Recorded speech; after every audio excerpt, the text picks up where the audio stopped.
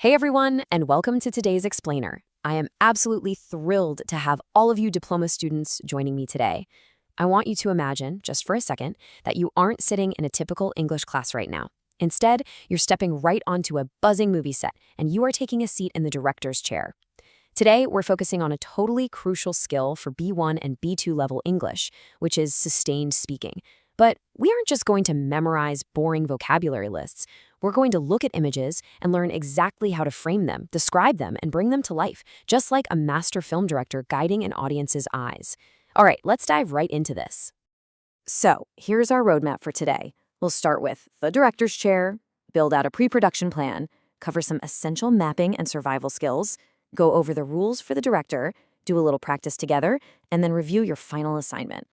Section 1. The director's chair. Let's talk about taking control of your English. Sustained speaking basically means talking continuously for 1 to 2 minutes without stopping. And what's really cool about this concept is how it completely flips your role in the classroom. Usually, you might just sit there waiting for a teacher to ask you a very specific question. But doing this, you're the director. You are in complete control of the story. You're taking a totally blank canvas and painting a really vivid mental picture with your words. It's incredibly empowering. Now, you might be wondering, why are we doing this exercise in the first place? Well, first off, it actively builds your vocabulary as you hunt for the exact right words for objects, actions, and feelings. Second, it really sharpens your ability to communicate clearly. Third, it develops your quick thinking, training you to form ideas super fast on your feet. And finally, exam practice. High-stakes tests like the TOEFL, IELTS, and your university exams require exactly this kind of speaking. Mastering this skill naturally boosts your everyday, real-world fluency, and honestly, it completely banishes that nervous exam anxiety. Moving right along to Section 2, the pre-production plan. This is how we structure your scene. Listen, every great film director needs a solid plan before they ever shout action. You've got to have a process. So here is your 4-step action plan for any picture you ever need to describe. Step 1, observe. Just take a moment to look closely. Seriously, do not rush or jump to conclusions. Step 2, identify your main anchor points, the people, the background setting, the key objects. Step 3, organize your speaking order. Are you going to describe things moving from the front of the image to the back? Or maybe start with the main subject? And finally, Step 4, speak. Go ahead and paint that picture. The absolute most crucial point here is taking those few seconds to observe and organize your thoughts before you even open your mouth. Now, to help you out with Step 2, that identify step, I want to introduce a really fantastic tool. It's the W checklist. This is your ultimate guide for what exactly you should be looking for when you stare at any frame. Here is how you break it down using clear, simple English. First, who? Notice the people. Look at their faces, what they're wearing, and try to read their emotions. Are they thrilled? Exhausted? Then what? What are they doing right at this exact moment? This is where you absolutely have to use the present continuous tense, like the kids are running or the man is drinking coffee. Next, where? Are we looking at a lively outdoor park or a cramped, crowded street? And finally, things. Look at the objects around them and throw in some adjectives. Are the items colorful, shiny, rusty, brand new? All right, Section 3, mapping and survival skills. Let's look at how to navigate the scene and, importantly, what to do when your mind suddenly goes blank.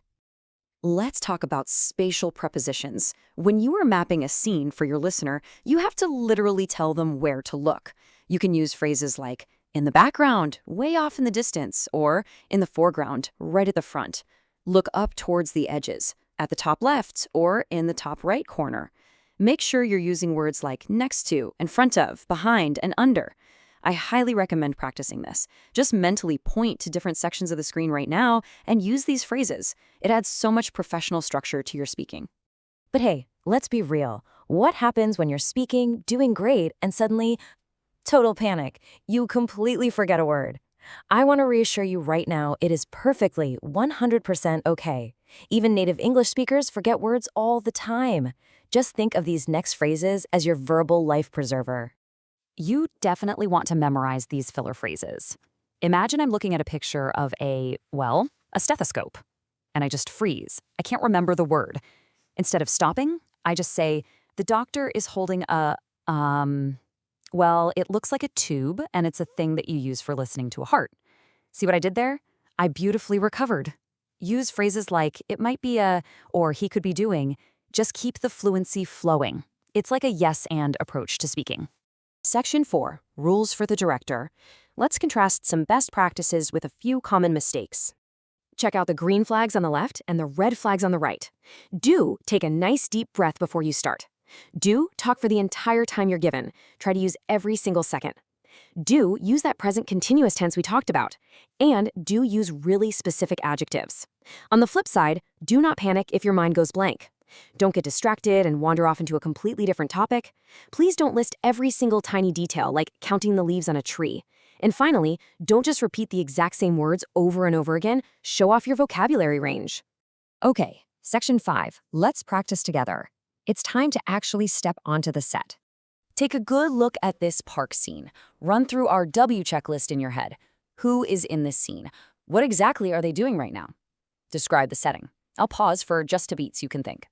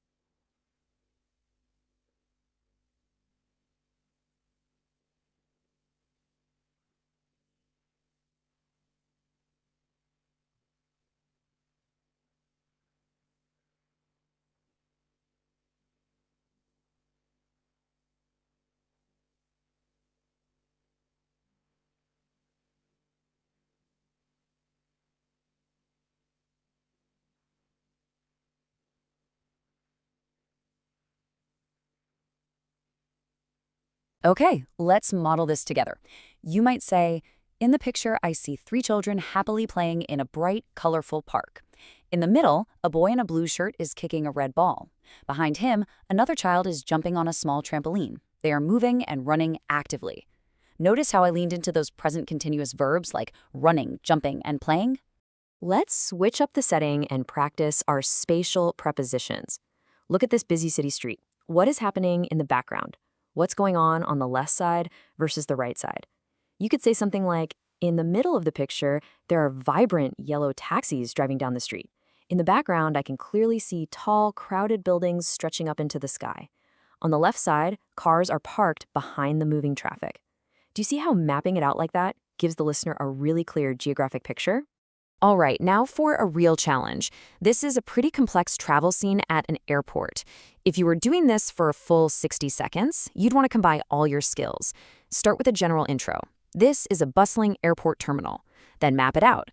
In the foreground, people are sitting on benches. In the background, travelers are queuing at the check-in desks. Describe the actions using present continuous. People are waiting, looking at their phones and rolling their luggage. And then just end with a nice summary of the overall busy, maybe slightly stressful mood. This is exactly how all your new skills come together to build one complete, cohesive scene.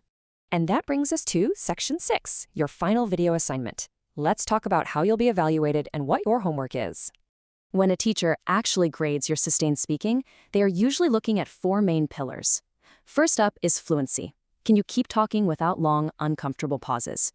Remember, fluency is really about confidence and just keeping the momentum going, even if you make a tiny mistake. Second is range. Are you showing off different vocabulary words instead of repeating yourself? Third is accuracy. Are you mostly using the correct grammar, especially our star player, the present continuous tense? And fourth is pronunciation. Are your words clear and easy for a listener to understand? So, here is your actual task to apply everything we've talked about today. It's an assignment called the Human Portrait. I want you to pick one friend. Record a 2 to 3 minute video of yourself describing their face, their expressions, their clothing, and their overall appearance in detail. Try to speak continuously for the full time. Use specific adjectives, and definitely remember that director's frame method we practiced. Start with a broad, general overview, zoom in on the specific details of what they're doing or wearing, and then finish up with a nice summary of their mood or personality. Before we wrap up, I just want to leave you with a super encouraging reminder. Describing pictures isn't just some boring task for exams. It is genuinely a fun, creative way to expand your English skills, share your experiences, and really show off your fluency. The more you practice this out loud, the more effortless and natural it becomes. So the next time you see a really interesting image scrolling online or in a magazine, just take a second, observe it carefully, and craft a quick description in your head that brings the scene to life. Keep practicing. You've got the vocabulary, you have your pre-production plan ready to go, and you've got your survival phrases in your back pocket. You are officially in the director's chair now. So the camera is rolling. What story will you tell? Thank you so much for joining me in this explainer today, everyone. Best of luck with your assignments, and I'll catch you in the next lesson.